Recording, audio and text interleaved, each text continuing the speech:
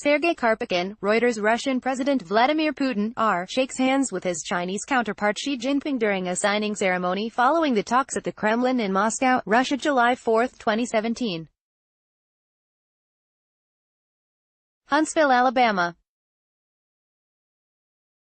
America's top nuclear commander warned Tuesday that Russia and China are not our friends, as Moscow and Beijing sprint to develop hypersonic weapons, a threat the United States currently cannot defend against.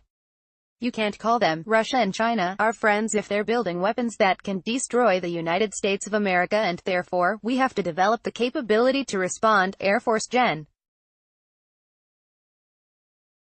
John Hyten, commander of U.S. Strategic Command, said at the Space and Missile Defense Symposium in Huntsville, Alabama.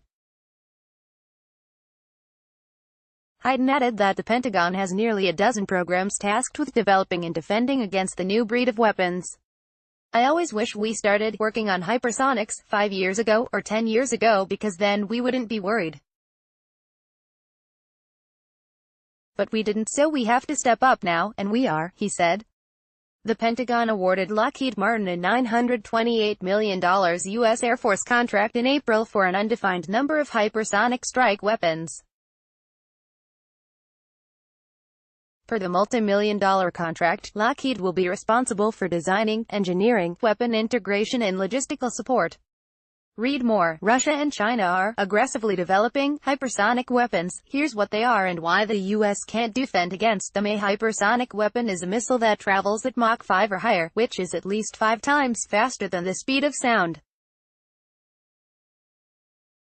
That means a hypersonic weapon can travel about 1 mile per second. Hyten's warning also comes as the U.S. is embroiled in an escalating trade conflict with China, and as the national security community warns that Russia is continuing to attack America's elections. Hyten, who has previously called Russia the most significant threat to the U.S., recently described a grim scenario for American forces facing off against hypersonic weapons earlier this year. E.J. Hersom, Department of Defense photo, "We don't have any defense that could deny the employment of such a weapon against us," Hyten told the Senate Armed Services Committee in March. Both Russia and China are aggressively pursuing hypersonic capabilities, he said then. We've watched them test those capabilities. Hyten's comments came on the heels of Russian President Vladimir Putin's boasts about new nuclear and hypersonic weapons, which he described as invincible, during a State of the Nation address.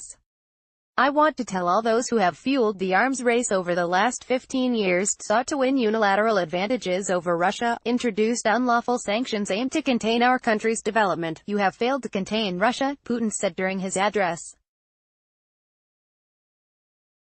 Of the 6 weapons Putin debuted in March, CNBC has learned that 2 of them will be ready for war by 2020, according to sources with direct knowledge of U.S. intelligence reports. Mikhail Klementiev, AFP, Getty Images. Russian President Vladimir Putin enters the St. George Hall at the Grand Kremlin Palace in Moscow. And while Hyten, who hails from Huntsville, has warned in the past of Russia's pursuit of hypersonics, he downplayed Putin's capabilities on Tuesday. What Putin talked about in his March press conference right before the election in Russia, all of the capabilities like hypersonics, nuclear torpedoes, nuclear cruise missiles, all that kind of stuff, he said. Guess what? He still can't find our submarines. He still can't take out 400 missile fields across the country. He still can't do anything about those, so our deterrent capability is still unquestioned.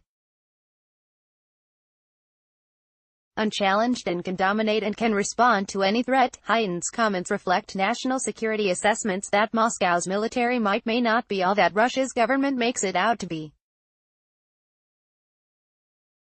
Notably, the Russian economy does not have the wherewithal to compete with the colossal U.S. defense budget.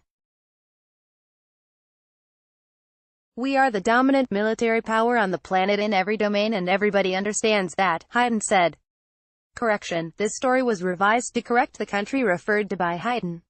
The U.S. general said, he still can't find our submarines.